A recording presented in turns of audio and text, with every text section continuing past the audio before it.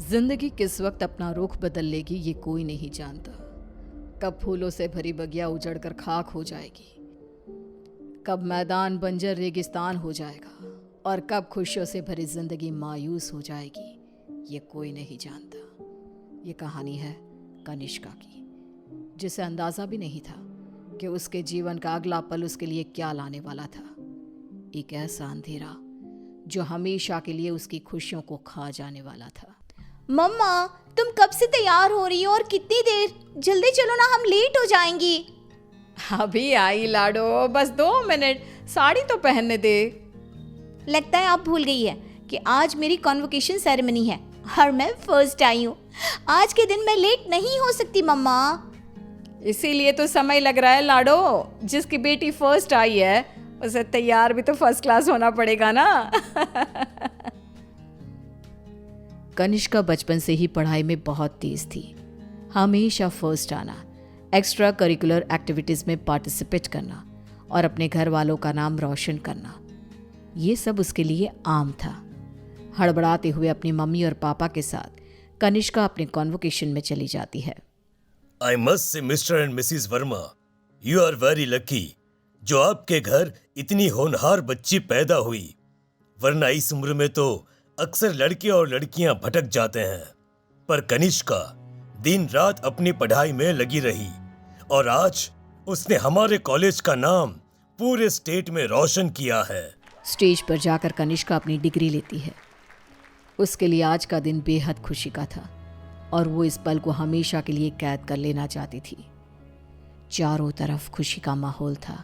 तभी कनिष्का की फ्रेंड्स उसके पास आती हैं। कनिष्का, इस बार तो हमें पार्टी चाहिए। हर बार तो बचकर निकल जाती है। अरे कौन सी मेरी जॉब लग गई है, इतनी भी बड़ी बात नहीं हुई है।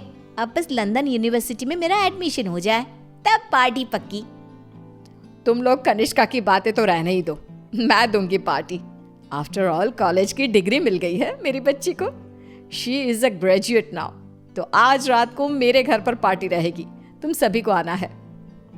रात को सभी पार्टी में आते हैं। सभी बच्चे नाच कूद रहे होते हैं। तभी कनिष्का खिड़की पर जाकर बाहर देखती है, जहां सामने के घर की छत पर बैठी एक औरत उसे लगातार घूरे जा रही थी। ये मिस्टर शाह के घर में ये औरत कौन है? वो तो अकेले रहते हैं। तभी वहां कनिष्का की फ्रेंड आ जाती है। तू यहाँ रात को बाहर तारे देख रही है क्या?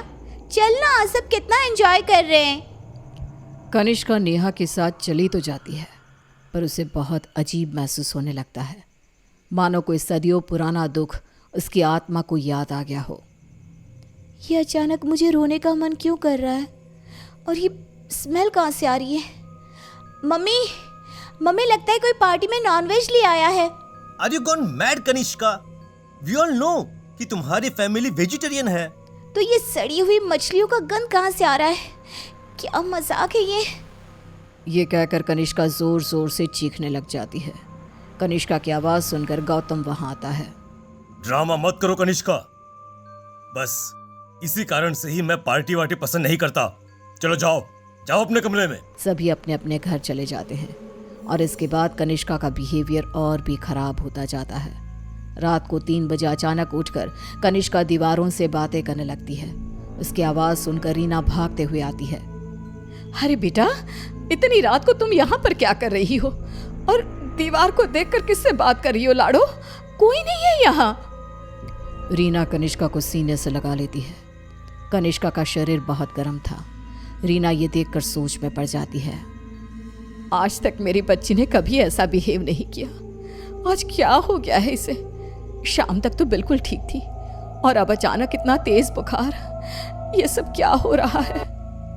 रीना भागकर थर्मोमीटर लाती है और कनिष्का का टेम्परेचर चेक करती है, पर उसका टेम्परेचर बिल्कुल नॉर्मल था। ऐसा कैसे हो सकता है?